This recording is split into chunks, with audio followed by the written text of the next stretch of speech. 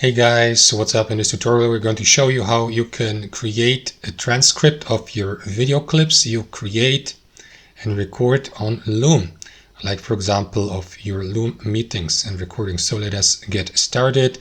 So guys, as you can see, I'm inside my Loom video library. You can access it through the Loom application. Make sure that you're logged into your account and click into library here.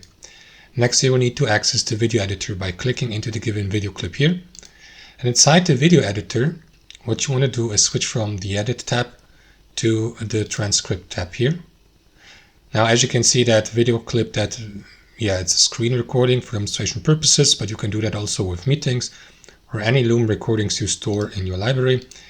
This one here doesn't feature any transcript because it doesn't feature any audio. But if your meeting or recording features audio, you can create or give Loom the command to create the transcript for you, and this can be done by clicking into this button here.